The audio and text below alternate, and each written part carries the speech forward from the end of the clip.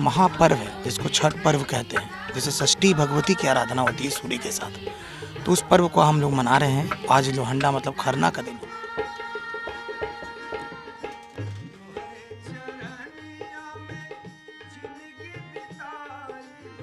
नमस्कार, आप news foundation देख रहे हैं। मैं हूं आपके साथ वंदना। छठ महापर्व का आज दूसरा दिन है, जिसे खरना कहते हैं या लोहंडा भी कहते हैं इसे।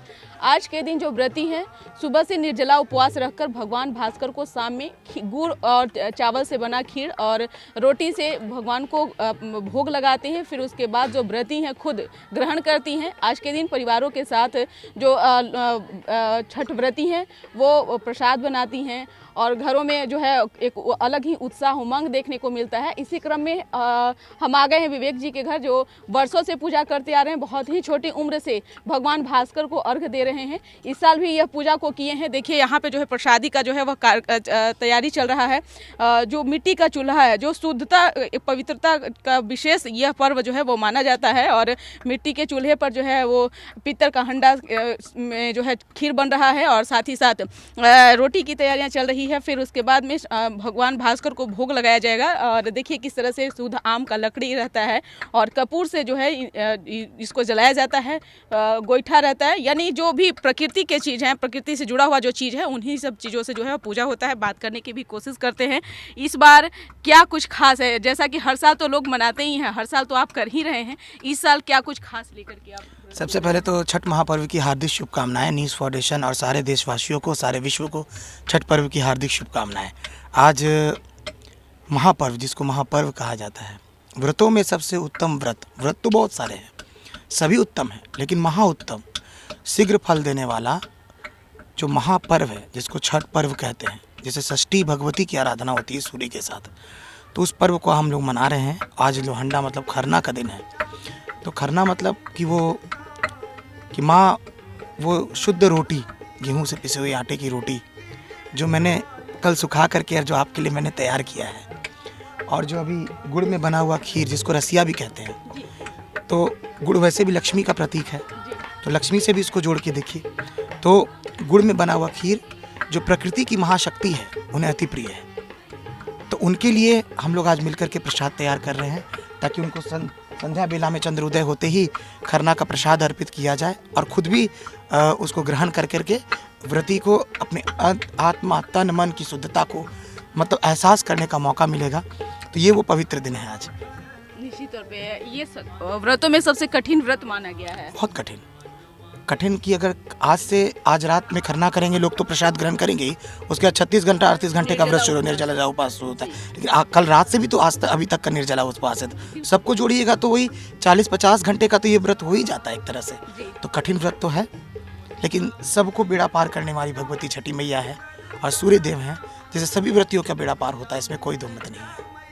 कुछ खास ऐसा कुछ है आपने मन में सोच कर के कुछ ऐसा है? विश्व का कल्याण हो, सबका कल्याण हो, आत्मा की तृप्ति और उनके प्रति श्रद्धा, ये सबसे बड़ा पूजा करने का कारण है। वो प्रकृति है, प्रकृति हमसे बिना पूछे कुछ देती है, तो बिना कुछ बोले उनके समर्पित करके, बिना कुछ मांगे उनके लिए पूजन करना चाहिए। उनको जो देना है वो स्वयं जान रहे हैं कि हमें सबको देना है। और एक नहीं, जो व्रती है केवल उन्हीं को फल नहीं मिलता, जो भी इसमें लगे हुए हैं, जो भी इस कार्य में, एक लकड़ी भी जो बेच रहा है, जो गोईठा भी ठोक रहा है, जो चावल भी बेच रहा है, गेहूँ भी बेच रहा है, जो फल का दुकान लगाया हुआ है, सबको उतना ही पुण्य देती है छठी मैया, क्योंकि सब उन्हीं का कार्य कर रहे हैं।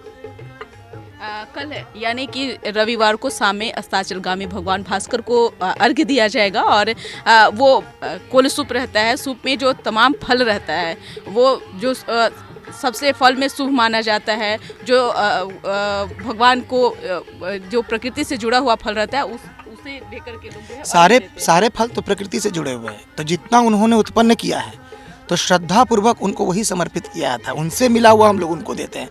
हमें क्या है कि हम अपनी श्रद्धा उनके सामने रख रहे हैं कि हमें कितनी श्रद्धा है। नारियल सभी चढ़ाएंगे, डाब नींबू सब चढ़ाएंगे, सारे फल सभी देवताओं को चढ़ेगा। छठी माता होती है कि छठी माता ये देखती हैं कि किसके फल में कितनी श्रद्धा वाला, उसमें जो मतलब भार है उसका फल उनके भक्तों को मिलता है।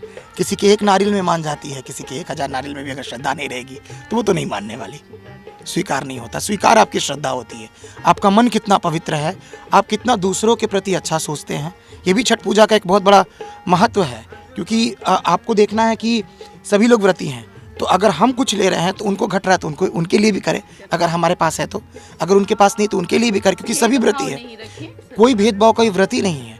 आप सबसे बड़ी चीज़ देखिए, जब संध्या अर्घ तो सभी लोग देते हैं, लेकिन देखिए जब सुबह का अर्घ होता है तो क्या राजा, क्या रंग, क्या आम से लेके खास से लेके सब लोग एक जैसे, यही इंसान की असली प्रकृति है, जो छठ माता प्रकृति स्वरूप दिखाती है कि देखो यही असली प्रकृति है, बाकी कुछ नहीं है, बाकी कुछ नहीं। जब सभी अभी हाथ जोड़े भगवान भास्कर के उदय होने का सब इंतजार सर झुकाए करते, यही इंसान की गति है, यही परमो गति है, और यही उनकी कृपा है कि इन सभी इंसानों को एक समान एक धरातल पर लाके खड़ा करते, इसे कहते हैं छठ व्रत।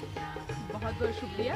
देखिए, आम हो या खास, सभी के लिए जो है यह व्रत एक समान है। और जैसा कि इन्होंने बताया कि ये व्रतों में सबसे कठिन व्रत है, और ये महापर्व 4 दिवसीय महापर्व छठ पूजा का आज दूसरा दिन है, खरना है, जिसे लोहंडा भी कहते हैं।